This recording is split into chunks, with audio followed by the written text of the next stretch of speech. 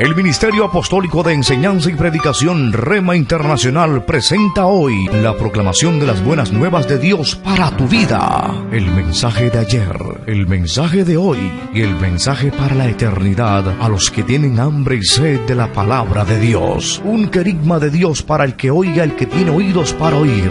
Escuche el dabar del Eterno a las naciones. Ahora es el tiempo para recibir el rema del Espíritu Santo a tu espíritu. Escuchemos con fe la memra del Señor para el alma. Hoy vamos a estar en el Evangelio según San Juan, capítulo 16.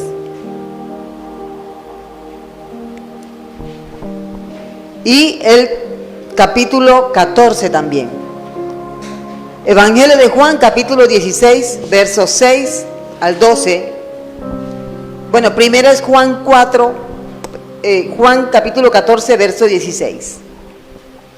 Y después leemos Evangelio de Juan capítulo 16, verso 8 en adelante. Hoy vamos a hablar acerca de la doble obra del Espíritu Santo.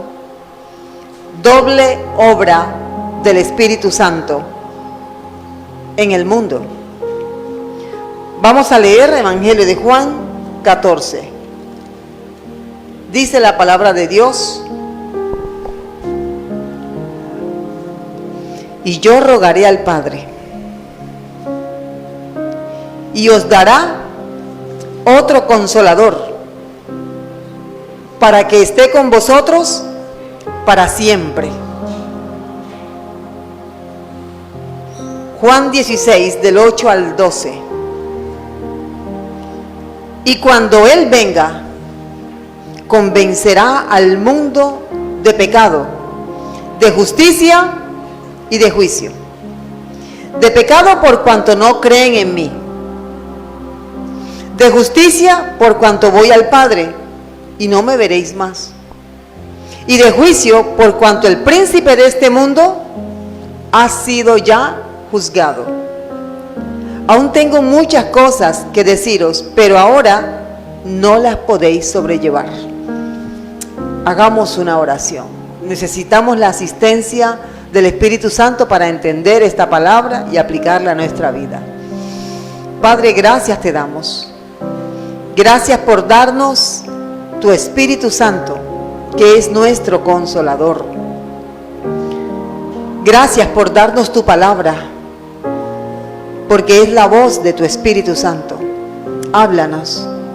A los que escuchamos por segunda o tercera vez y a los que por primera vez escuchan, Señor, habla a nuestro corazón y graba tu palabra. Haz libre por medio de tu palabra, Señor, a todo el que esté atado, a todo el que esté esclavizado por el enemigo. Hazle libre, Señor. Ayuda, Señor, los oídos, los ojos espirituales para estar atentos a tu palabra. Y restaura las vidas, sana los corazones heridos, restaura los hogares. Y al que esté enfermo, Señor, sánale por medio de tu palabra, que es medicina. Te lo estamos rogando, Padre, en el nombre de Jesús de Nazaret, nuestro Señor y Salvador. Y decimos todos, amén. La doble obra del Espíritu Santo. En este pasaje que hemos leído, tenemos las palabras del apóstol Juan. El apóstol Juan es el único de los apóstoles del Señor que captó la enseñanza de Jesús antes de salir de este mundo. Esta enseñanza la dio Jesús la última semana que estuvo aquí entre la humanidad. Jesús no había dado este mensaje antes, porque era muy pesado para ellos, era muy fuerte para los discípulos. Jesús se estaba despidiendo, pero Él decide despedirse lentamente. Ya Él había dicho que Él iba a ser entregado en manos de gentiles y había anunciado que iba a ser crucificado. Pero los discípulos no entendían. Así que los discípulos estaban esperando que Jesús, como el rey, se estableciera y les diera a cada uno de ellos un buen puesto de gobierno. En vez de eso, Jesús se está despidiendo. ¿A cuántos les gustan las despedidas acá? Lo imaginé, a mí tampoco. No me gustan. Y menos en el caso en que Jesús había estado con los discípulos más de 3 años. Había comido con ellos, había viajado con ellos, habían pasado momentos de mucha delicia y habían también tenido momentos de apuro, de aprieto. Ahora, viendo la serie que están presentando acerca de los elegidos, los muestran a ellos como confundidos. Cuando Jesús entra al templo, y realmente es una escena muy conmovedora, como Jesús vuelca las mesas, libera a los palomas, las ovejas, y se hace de un látigo y va destrozando todo, pero sin herir a nadie. Ellos ven eso y ellos se preguntan, pero si íbamos bien, teníamos gente que nos sigue y ahora Jesús hace esto. Y después, mire lo que hace, se empieza a despedir. Mientras el apóstol Juan está escribiendo esto, tal vez lo escribió después de la resurrección de Jesús, ellos estaban llorando. Y Jesús lo dice, la tristeza ha invadido, ha llenado su corazón. Pero lo que les estoy diciendo es conveniente que pase. ¿Qué es lo que Jesús decía que era conveniente que pasara? Que yo me vaya, porque entonces vendrá el Espíritu Santo, al que Jesús llamó en ese momento con el título de Consolador. ¿Ustedes creen que los discípulos entendieron? Se va Jesús, pero viene el Consolador. Lo que ellos dijeron fue, no puede ser. Se va nuestra esperanza, se va el paraboleador, se va la vida, vamos a quedar huérfanos. Y como Jesús sabía lo que ellos pensaban, Él les dijo, no los voy a dejar huérfanos. Con ustedes se va a quedar el Consolador. Eso a ellos no les alegraba, no les aliviaba. Ellos querían seguir con Jesús. Nuestra vida consiste en quemar etapas, ir quemando etapas. Si no quemamos etapas, si no concluimos periodos, nuestra vida sería monótona, sin crecimiento, sin desarrollo. Pero vamos quemando etapas. Y ellos tenían que despedirse físicamente de Jesús. Pero iban a recibir ahora ¿a quién? Al Espíritu Santo. En el momento ellos no estaban emocionados, estaban llorando, estaban tristes. Pero lo que venía era un cambio de tiempo. Eso quedó escrito aquí. Ahora, los discípulos del Señor, 11, ustedes saben ya lo que hizo Judas. Judas traicionó al Señor, porque Judas pensó que Jesús debía traer el reino de otra forma, no como Jesús había dicho, sino que él tenía un plan diferente, entregar a Jesús para que Jesús reinara. Así que Judas decidió entregar a su maestro, lo traicionó, lo vendió y por un precio de esclavos. Quedaron 11. Cuando esos 11, más los otros que estaban allí, incluida la madre de Jesús, recibieron el bautismo con el Espíritu Santo, ellos se acordaron e entendieron, este es el Consolador. y sí que les consoló. Esa es la primera obra que hace el Espíritu Santo y la hace con nosotros, la iglesia del Señor. ¿Cuál es la obra que hace el Espíritu Santo con la iglesia? Consolar. ¿Has sido consolado por el Espíritu Santo? ¿Has podido sentir su pechiche, su presencia, su ternura? ¿La has podido percibir? Por eso estás aquí. Por eso has perseverado. Porque sin el Consolador no hubiéramos perseverado en el Señor. Los discípulos estaban tan desanimados, tan tristes, que el Señor, después de la resurrección, tuvo que quedarse con ellos, apareciéndoseles unas 4 veces durante los fines de semana, exactamente los domingos. Hablaba con ellos, les enseñaba, los animaba. Realmente los discípulos quedaron solos, si cabe la palabra solos, solamente unos 10 días. Unos 10 días. Desde el momento en que el Señor asciende hasta el momento en que el Espíritu Santo desciende. ¿Sí estamos comprendiendo la idea? Se va uno, pero regresa otro. Son iguales. Son de la misma naturaleza. Se va Dios, el Hijo, y regresa o desciende Dios, el Espíritu Santo. La labor del Espíritu Santo está descrita en el vocablo paracletos o paráclito, que es la palabra que se usa aquí, el vocablo griego que se usa para consolador. El vocablo significa consolar, acompañar, aconsejar, guiar.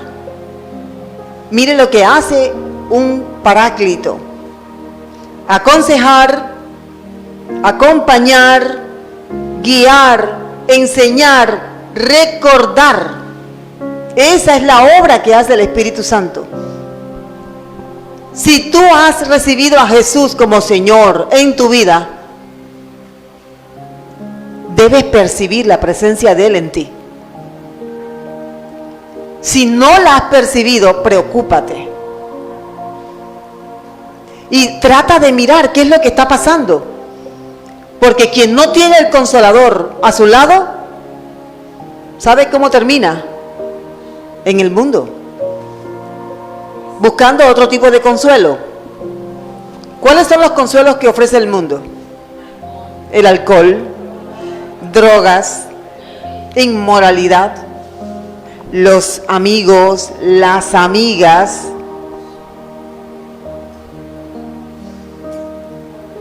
Miren el testimonio de esta chica. Bueno, mejor el muchacho. Él no era tan muchacho, ya un hombre maduro. Había atravesado por una crisis familiar terrible y él entró en depresión. Depresión es una tristeza profunda que la persona no le encuentra sentido a la vida. Él dice que él fue al psicólogo. Ya él conocía de Jesús, pero para él Jesús no representaba ninguna solución. Él quería algo que le ayudara a sentirse bien físicamente. El psicólogo, yo creo en los psicólogos cristianos, hago esa claridad. Este psicólogo no era cristiano, así que este psicólogo, entre todas las cosas que le recomienda, un psicólogo clínico, le mandó algunas pastillas para la depresión. ¿Cómo puede ser que una pastilla ayude al alma triste? La depresión es un estado de tristeza emocional profundo. ¿Estamos entendiendo? La depresión es un estado de tristeza. Es un luto que vive la persona semanas, meses y hasta años. Entonces, ¿qué hace un psicólogo clínico? Él manda a que la persona se tome ciertas pastillas para que activen su sistema límbico y la persona se sienta feliz. ¿Pero están tratando realmente la depresión? No. ¿Sabe por qué? Porque la depresión, la tristeza, no es una emoción que se percibe físicamente, se nota físicamente, pero eso tiene que ver con el alma. ¿Qué tomamos físicamente? Bueno, una aspirina para el dolor de cabeza y funciona. Este hombre, por consejo de su psicólogo, se fue en un viaje. Decidió escalar una de las montañas más altas de su país. Y estando allá le preguntaron, porque hacen como una especie de ronda en la que hablan todos, ¿tú por qué decidiste venir a subir esta montaña tan alta? Y cada uno de ellos dio su respuesta. Bueno, yo vine porque es que yo quiero aventurar, quiero conocer. Otro dijo, bueno, porque estoy conociéndome con fulano y entonces decidimos hacer este viaje. Y cuando le preguntaron a él, él dijo, porque estoy muy deprimido. Y esta fue la solución que me dieron. Y le preguntaron, ¿y cómo te sientes? Y él hizo un gesto con la cabeza, medio sonreído, así como, más o menos.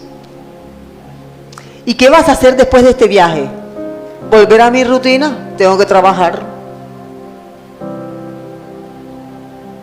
Y si vuelve la depresión, y él dice, no, yo tengo la depresión. Ajá, pero ¿y entonces qué vas a hacer después? Haré otro viaje. Esa es la forma como el mundo ofrece consuelo. El mundo lo que hace es que daña. Porque si no hay consuelo de parte de Dios para una persona, no la hay en ningún lado. Si alguna vez te sientes triste, afligido, frustrado, si te sientes tan mal, incluso que piensas que no vale la pena seguir viviendo, ¿dónde debes ir? ¿Dónde? ¿Dónde debes ir? ¿Ves a Jesús? ¿Por qué Jesús le puede responder a unas personas y parece que a otras no? Él sí responde. Pero todo depende del corazón. Si estás afligido, ¿dónde debo ir? ¿A dónde debes ir? Dígalo, debo ir a Jesús de Nazaret. Si estás bajo una presión que piensas que no vas a poder soportar, ¿a dónde debes ir?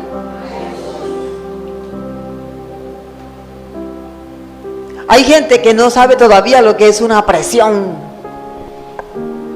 No sabe todavía lo que es la tristeza, el dolor de perder algo muy valioso. Entonces, eso no es conmigo. No tienes que esperar que llegue la tristeza, porque a veces llega y la persona lo que quiere es acabar con su vida. Entonces, la primera obra que hace el Espíritu Santo con nosotros es consolarnos. Pero ¿por qué nos consuela el Espíritu Santo? Porque nosotros somos como niños y estamos llorando a Jesús. ¿Por qué lloramos a Jesús? Porque queremos que Él esté con nosotros. Es más, dice el Señor, el deseo de Él es estar con nosotros para siempre. Amén. Ese es el deseo de Jesús. ¿Cuál es la persona con la que tú más deseas estar? A ver, piensa en términos humanos. Esa persona con la que tú dices, la paso tan bien, hablamos rico, me siento tan cómodo o cómoda. De pronto, no sé, hay una chica, un chico, o tal vez mamá, o papá, o un hermano, un amigo. Eso es lo que debes sentir por Jesús. Porque tú sabes que Él está allí, pero no lo puedes ver con tus ojos. Pero Él está allí. Entonces, el asunto es que no lo podemos ver. Entonces nosotros lloramos porque no lo vemos. ¿Qué hace entonces el Señor? Nos manda al Consolador. Nos manda al Espíritu Santo para que nos consuele mientras Él regresa. ¿Usted sabía que el Señor viene por segunda vez? Él vino la primera vez, pero ahora viene por segunda vez. Y lo seguimos predicando y lo seguimos anunciando y diciéndole a toda la iglesia y a todo el mundo: ponte pilas, está atento, está alerta, porque el Señor viene. Y para algunos va a llegar como ladrón en la noche. Nadie está preparado para el ladrón. Estaban pasando una noticia en uno de estos noticieros internacionales acerca de la gran crisis humanitaria que hay voy a mencionar este estado porque eso es de conocimiento público: Pensilvania, Estados Unidos. En esta región se consigue la droga, pero una droga que es tan potente que la persona, después que la consume, aún estando de pie, comienza a experimentar una especie de euforia, un placer indescriptible, solamente ellos lo pueden describir. La persona queda de pie, la persona queda como momificada, viva pero de pie, estilo zombie. Esta droga saca a la gente de su aflicción por segundos. Quedan de pie, se van encorvando y quedan de pie encorvados durante el tiempo que la droga está haciendo el efecto. Ellos ni siquiera, después que se aplican la droga, no alcanzan a llegar a un lugar para pasar los efectos de la droga. A eso ha llegado. ¿Y sabe qué enseña la palabra de Dios? Que esas drogas se van a ir perfeccionando para mal cada vez más. El efecto es inmediato, un poco más duradero, y son drogas incluso más baratas y más accesibles. Baratas dentro de lo que ellos hablan. Y el gobierno no ha podido frenar ese flagelo. Aquí en Colombia grabaron a una persona que después de inyectarse esta droga, había gente que pensaba: está endemoniado, porque se retorcía, se doblaba, y era una muchacha, no tenía que ver si era pavimento, si era césped, se revolcaba, se doblaba, que parecía que se iba a partir en dos, efectos de la droga.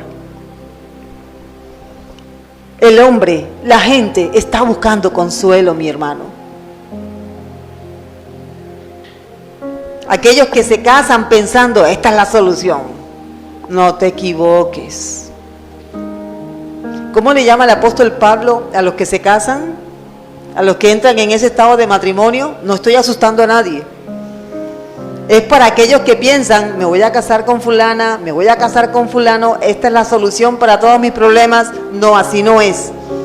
Le llama congoja de la carne. ¿Oyó? Igual, cásese y trate de que la congoja no sea tanta. Gloria a Dios.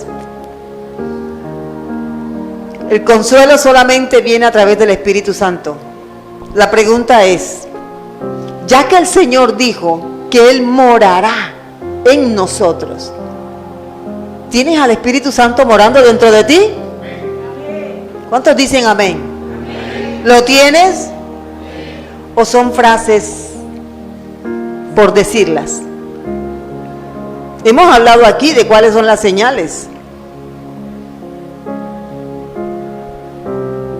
Estamos en la época en la que la gente dice, confiesan cómo se autoperciben.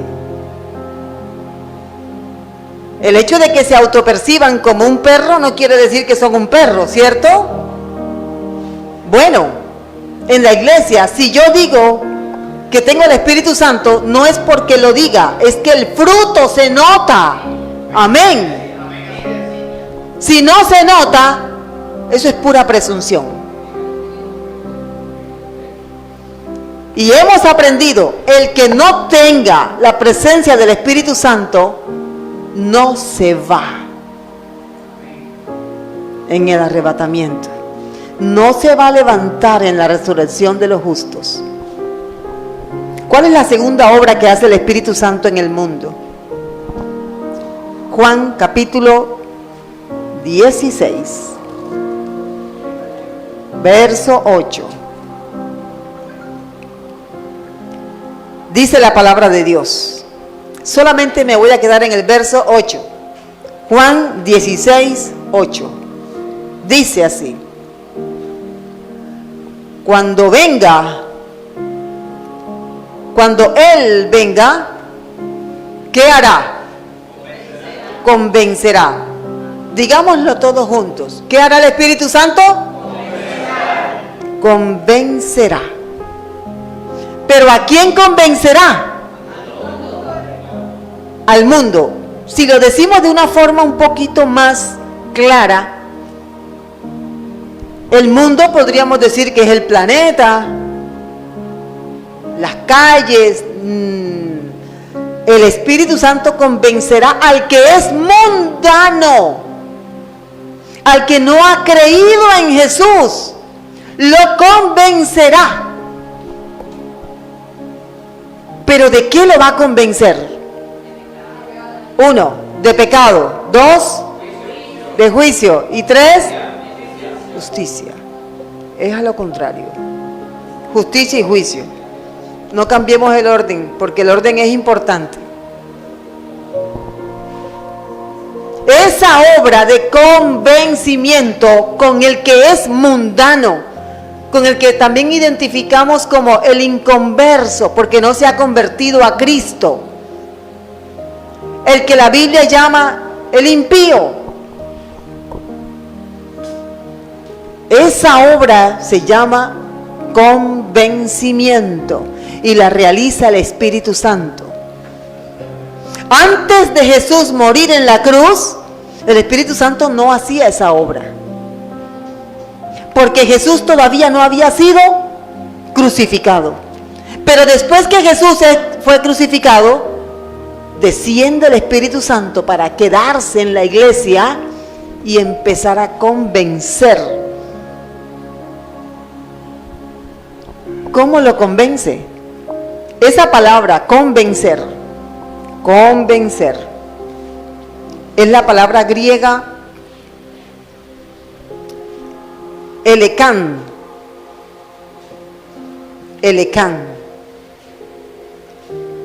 Se puede traducir como refutar. Ahora verá. Refutar, convencer, examinar, reprender, poner en evidencia, presentar un argumento. Lo que el Espíritu Santo hace con las personas que han decidido rechazar a Jesucristo como su Señor y Salvador, o porque no lo quieren, no lo conocen, no les interesa el Consolador que Jesús ofrece. Están muy sembrados en el mundo, muy atados al mundo y no quieren renunciar a ese estilo de vida. Pero el Espíritu Santo está ahí, constantemente, tratando de convencer a la persona de 3 cosas. Primero, de pecado por no creer en Jesús. O sea que no creer en Jesús es un pecado. Diga, sí. ¿Sabe por qué es pecado no creer en Jesús? Porque le hacen mentiroso. Es como si Jesús está en la cruz. Te dice, mira, yo entregué mi vida por ti. Ahora tú debes creer en lo que yo te ofrezco. Hazme tu gobernante, hazme tu Señor. Pero la persona le dice, no creo. Si no cree, entonces para esa persona, ¿qué dice Jesús? Mentiras. Y tratar a Dios de mentiroso es pecado. Porque Dios no miente. Dios es veraz. ¿Estamos comprendiendo? Él convence, acepta a Jesús, recibe a Jesús como tu Señor. Déjalo que Él entre en tu vida. Dale la oportunidad. Siendo Jesús Dios, el Espíritu Santo le está rogando a una persona pequeñita, mortal, que acepte al Rey del Universo. ¿Le parece que eso tiene algún sentido? Como, sí, así debe ser. Es el Rey del Universo, pidiéndole a la persona que crea en Él. Dice el Evangelio, la primera carta de Juan 1:10, mire cómo dice: si decimos que no hemos pecado, le hacemos a Él mentiroso. Eso lo dice primera de Juan 1:10. Y su palabra no está en nosotros. Somos pecadores, mis hermanos. ¿Y sabes qué es lo primero que dice la gente cuando se le presenta el mensaje de Jesucristo? No, yo no mato, yo soy buena persona, yo no robo, yo tengo mi casita, yo soy buena madre, yo soy buen padre. Y algunos, muy cínicos, dicen, a veces tengo mis aventuritas por ahí, pero eso ¿quién no lo hace? Incluso yo me tomo mis traguitos y a veces, pero bueno, esa es la forma en la que yo me divierto. Porque eso es lo que el mundo piensa. Todo el mundo, la gente cree que es buena persona. Y le toca al Espíritu Santo demostrarle lo contrario. Tú no eres buena persona. ¿A cuántos los convenció el Espíritu Santo? Tú eres una persona pecadora. Tú eres pecador. Y si tú no recibes a Jesucristo como tu Señor, te vas a condenar. Ese mensaje en algunos púlpitos no se predica porque es muy fuerte. La gente se va a ofender. Pero ese es el mensaje. ¿Me estoy explicando? Vamos a decirle entonces a la gente, vamos a recortar un poquito el mensaje. No vamos a decirle a la gente que es pecadora. Vamos a decirle a la gente que tiene problemas. Vamos a decirle a la gente que la gente se equivoca. Si te has equivocado, puedes venir a Jesús. El pecado es una equivocación. Mire lo que enseña la Biblia. Aquí solamente sin desviarnos del tema. El pecado, todo aquel que comete pecado infringe la ley, pues el pecado es infracción de la ley. El pecado es inmundicia, el pecado es una mancha, el pecado es muerte eterna. El pecado es separación de Dios, el pecado es una enfermedad mortal. Entonces, lo que se quiere es decirle a la gente, para que la gente no se moleste.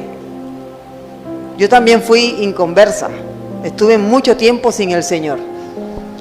Y cuando a uno le dicen, no, es que tú eres pecador, ¿cómo? ¿Usted no sabe quién soy yo? Yo soy la super hiper mega Y viene el Espíritu Santo y comienza a hablar. Hay formas en las que el Espíritu Santo convence a la gente de su pecado, pero se hacen los de la vista gorda. Esa es la forma de decir los que no oyeron nada. Y el Espíritu Santo hace eso. Ese es el mensaje de la iglesia. ¿Recuerdan el mensaje de a quienes les remitiereis sus pecados, les serán remitidos? Y a los que se los retengáis, les serán retenidos. Ese es el mensaje de la iglesia para el mundo. Pero cuando el púlpito, el altar comienza a suavizar el mensaje, el hombre ¿sabe qué piensa? Yo no estoy tan grave. Yo no necesito tanto a Jesucristo. Yo lo que necesito es plata. Por eso es que usted entra a cualquier red de internet y ¿qué le ofrecen? Plata. Porque de esa forma tu vida va a cambiar. Podrás hacerte la cirugía que quieres, podrás comprarte la casa que quieras, el carro que quieras, podrás viajar. Y esa es la nueva vida. Es asombroso la cantidad de canales, cuentas que están enseñando a la gente cómo ganar más dinero. Porque eso es lo que ellos consideran que es la solución. ¿Usted cree que la solución del hombre es el dinero? No, ¿verdad? Si así fuera, las personas que más dinero tienen no tendrían problemas. Pero tienen problemas y peores, graves. Pero siguen en ese mismo estado de pecado. Entonces, ese trabajito del Espíritu Santo, eres pecador, necesitas a Jesucristo. Ese es el mensaje. ¿De qué otra cosa tiene que convencer el Espíritu Santo a la persona que no conoce a Jesús? De justicia. Y el Señor lo dice ahí mismo. Dice, de pecado, por cuanto no creen en mí. De justicia, por cuanto yo voy al Padre. Es como si el Señor dijera, voy al Padre, tienen que cerrar esa puerta. Voy al Padre, y el que no esté bien con el Padre, yo no lo voy a recomendar. El Señor Jesucristo hace un trabajo. Después que usted recibe a Jesucristo como el Señor de su vida, en ese momento Jesús lo presenta a usted delante del Padre. Mira, aquí tenemos otro hijo. Y la persona comienza a ser tratada por Dios como hijo. Recibe al Espíritu Santo. Y muchas cosas empiezan a cambiar. Eso es lo primero. Cuando ya el Señor Jesucristo llega al cielo y lo presenta, aquí está Hilda, aquí está Claudia, aquí está Henry, aquí está Isaac. Esa condición de pecador cambia. ¿Sabe cómo cambia? Seguimos siendo pecadores, pero en estado de arrepentimiento. Nos duele pecar, nos duele pecar contra Dios. Ya no somos pecadores por práctica, sino que somos pecadores arrepentidos. Y aquí habemos pecadores arrepentidos. No estamos diciendo que no somos pecadores. ¿Cuántos pecadores hay aquí? Amén. ¿Y en qué estado estamos? En arrepentimiento. Nos hemos arrepentido. Así que dice el Señor, de justicia, Romanos 5:1. Mire cómo dice Romanos capítulo 5, verso 1. Dice así, justificados pues por la fe. Mire todo el mensaje que aparece. Justificados pues, ¿qué significa justificados? Vamos a resumir, declarados inocentes. ¿Quién nos declara inocentes a nosotros? Dios, por medio de Jesucristo. Pero no somos pecadores. Somos pecadores. Pero por el simple hecho de haber recibido a Jesús como tu Señor, eres declarado ¿cómo? Justificado. Inocente. Entonces, ¿cuántos pecadores habemos acá? Poquitos. ¿Cuántos hay? Ah, aquí todo el mundo tiene que decir, sí, yo soy pecador. Ahora la pregunta es la siguiente, ¿ya fuiste justificado?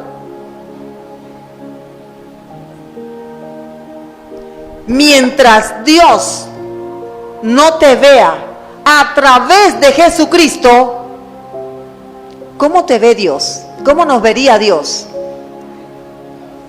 En pecado.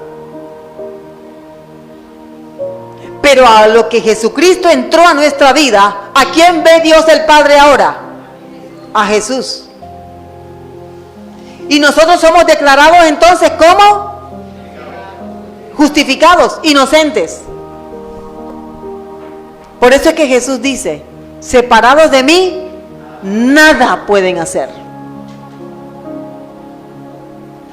Eso es lo que significa estar en Cristo Jesús. Eso es lo que significa vivir justificados. Pero si cualquier persona, no, ya yo he sido justificado, yo soy inocente delante de Dios, yo ahora puedo hacer todo lo que quiera, Dios me va a ver inocente. ¿Qué? Hay una diferencia entre pecar por omisión y pecar por práctica de manera consciente.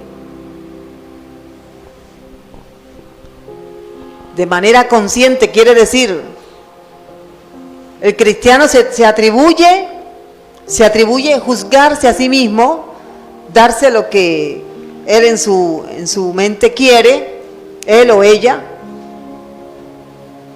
y piensa que así va al cielo. La Biblia enseña lo siguiente. Vamos a mirar primera carta de Juan, capítulo 3, verso 9. Primera de Juan 3:9. Me gustaría que lo pusiéramos aquí en la pantalla.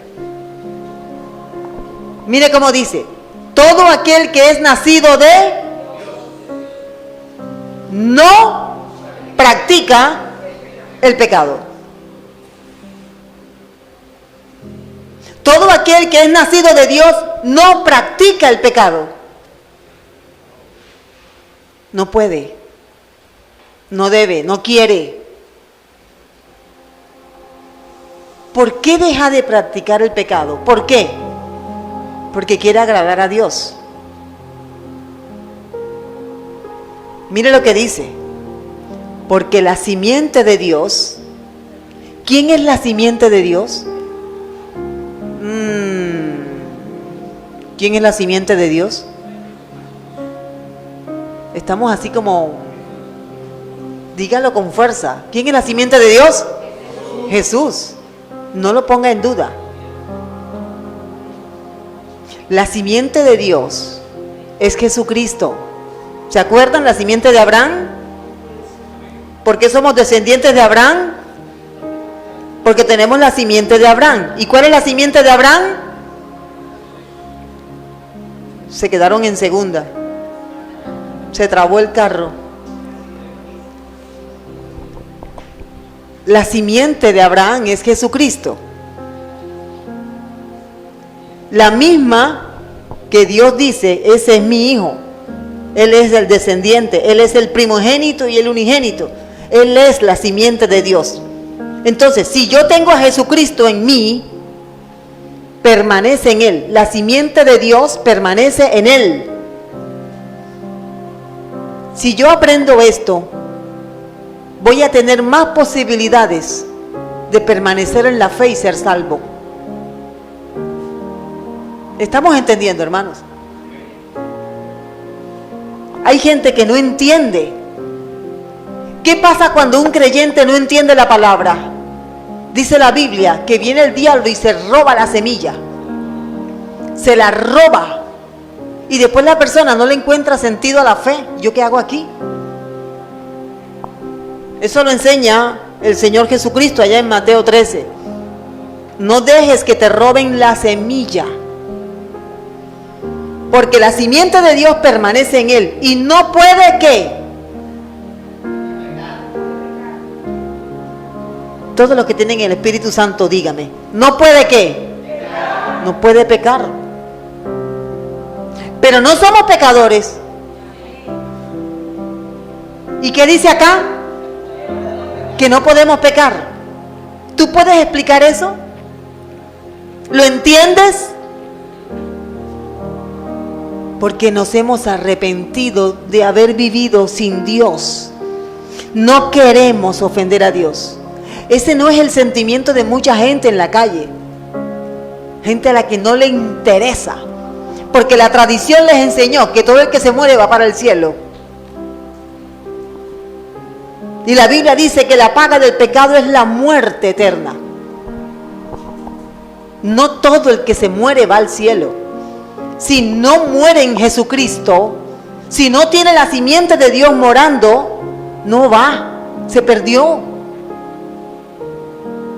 El testigo de Jehová que llega a la casa y le dice: vengo a presentarte el reino eterno de Dios. Y tú tienes al Espíritu Santo morando dentro de ti. ¿Qué? No lo tienes. No, ¿eso qué es? ¿Tú tienes la simiente de Dios en ti? No, ¿eso qué es? Porque ellos repiten mecánicamente, no tienen ese entendimiento. Mucha gente así. No puede pecar. Dígalo conmigo, no puede pecar. Porque es nacido de Dios. Tiene la simiente de Dios. ¿Es pecador? Sí, es pecador. ¿Pero en qué estado espiritual?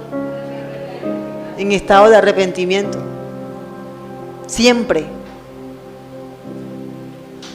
Pero el día que tú decides, ¿cómo es que se dice? Echar una canita al aire, así es como se dice. Echar una canita. El día que, hoy voy a hacer algo diferente. Hoy me voy a tomar unos tragos. Hoy voy a salir con mi amiguita. Hoy voy a hablar con mi amiguito. Ay, vamos a ver. Soñé con un número de 4 letras. Voy a comprar la lotería. Hechicería, imagínense. Se volvió a brujo. Ya eso no es deseo de no pecar. Lo pensaste, lo planeaste, lo ejecutaste y lo ocultaste. ¿Y crees que lo importante es que los hermanos de la iglesia no te vean? Como el hermano que se tomaba la cerveza detrás de la puerta de la tienda. Y otra cerveza. Y se iba y se metía. Hasta que llega alguien y le dice, este chiste lo cuenta mejor mi esposo, pero vamos a mirar a ver si lo puedo contar bien. El hermano viene y compra la cerveza y se mete detrás de la puerta con que la tienda se cierra. Y en eso ya lleva como 5 cervezas y ya está todo así, todo. Y llega otro hermano. Y entonces este hermano lo encuentra. Oiga, usted está tomando cerveza. Lo sorprendió. Y el hermano que está tomando cerveza le dice: ay, es que esto es mi debilidad. Yo no puedo con esto. Yo me tomo mi cervecita y yo después le pido perdón a Dios. Y Dios me perdona. ¿Y sabe qué le dijo el otro hermano? Mi debilidad es el chisme.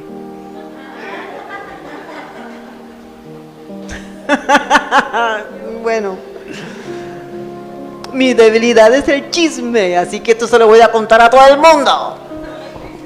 Imagínense, tanto esforzarse por tomar detrás de la puerta. Bueno, el chiste es bueno, pero bueno. Sí. Todo aquel que es nacido de Dios no practica el pecado. Eso es como si aquí nuestro hermano Henry decidiera jugar un partido de fútbol. ¿Cuándo fue la última vez que usted jugó fútbol? Y juega un partido de fútbol. ¿Cómo amanecerá el hermano al día siguiente? Molido. Mi esposo, después de muchos años, se le dio por jugar fútbol y le dio un esguince en el muslo y duró caminando raro durante un mes. Eso fue hace ratico, estuvo bastante adolorido.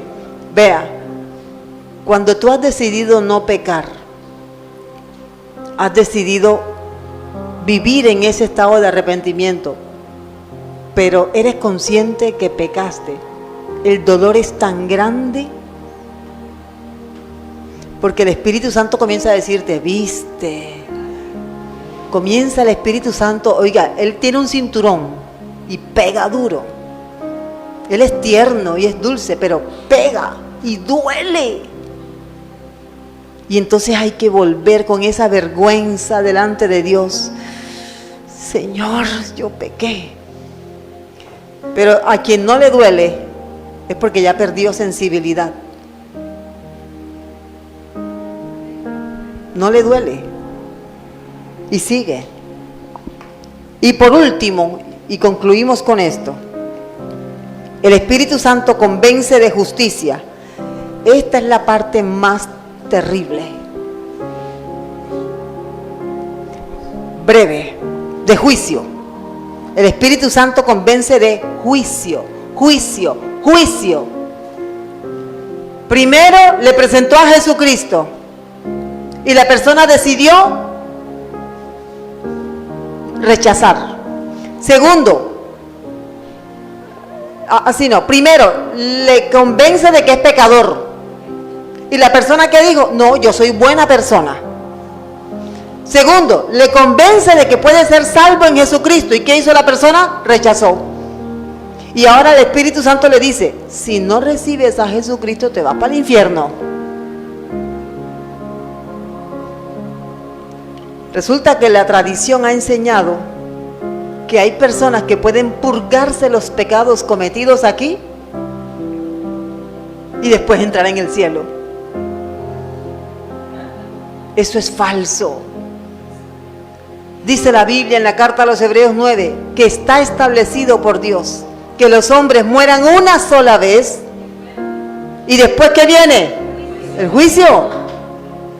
No hay más.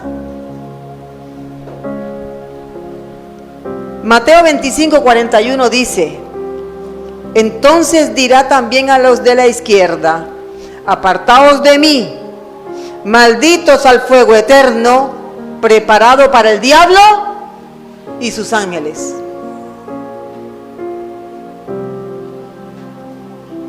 No fue preparado para los hombres, para la gente, pero los que se pierden están bajo el gobierno de Satanás. Al Satanás ser condenado a un lugar de tormento por los siglos de los siglos, es lanzado junto con todos aquellos que hicieron la voluntad del diablo. Eso quiere decir que el que no es de Cristo, entonces ¿de quién es? La Biblia lo dice. Y el que no se halló inscrito en el libro de la vida fue lanzado al lago de fuego. Hay muchas citas aquí, solo voy a leer esas dos. Alguien decía en estos días que le habían enseñado, una persona que va a una iglesia, le habían enseñado que la palabra infierno no era bíblica,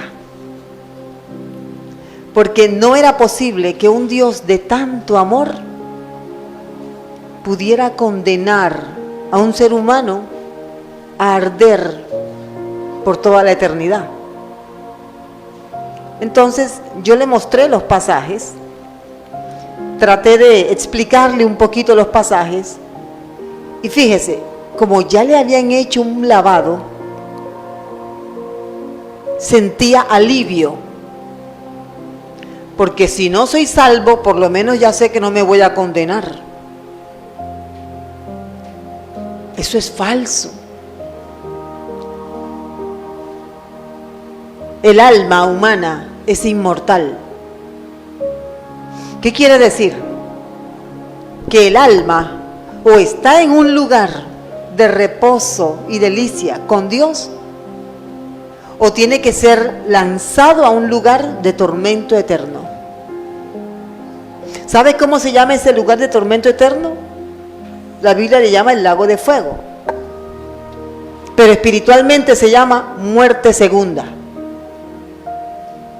Entonces malinterpretaron la palabra muerte, pero muerte no es cesación de vida, muerte es separación eterna de Dios.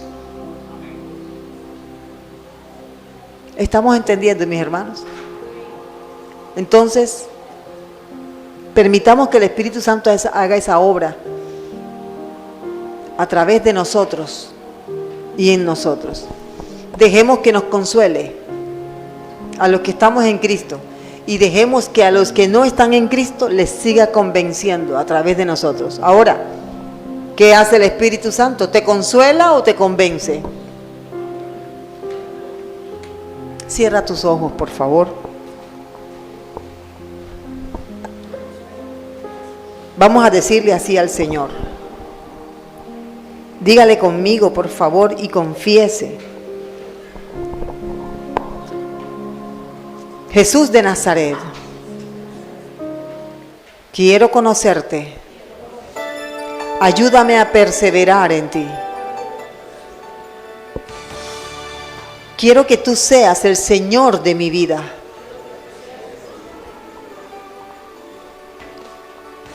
Si en mí falta, convénceme. Ayúdame a mantenerme unido a ti. Convierte mi vida en un templo de tu Espíritu Santo. Gracias por tu palabra. Gracias por tu Espíritu Santo. Señor, aquí estoy delante de ti. Dame fuerzas para continuar. Renueva mis fuerzas. Renueva mi calzado, mi vestidura. Ayúdame, Señor. No permitas que yo desmaye. No permitas que me engañen. Ayúdame a mirarte a ti, porque tú eres el autor y el consumador de la vida. Tú eres luz. Alumbra mi vida. Dame de tu calor. No permitas que yo muera espiritualmente. Ayúdame, Señor. En el nombre de Cristo Jesús. El Ministerio Apostólico Rema Internacional pone a disposición esta predicación. Ofrecemos ministración a simposios, seminarios, campañas evangelísticas, educación globalizada sana y de carácter interdenominacional. Escríbanos a ministerioremainternacional@gmail.com o llámenos al celular 316-270-7181.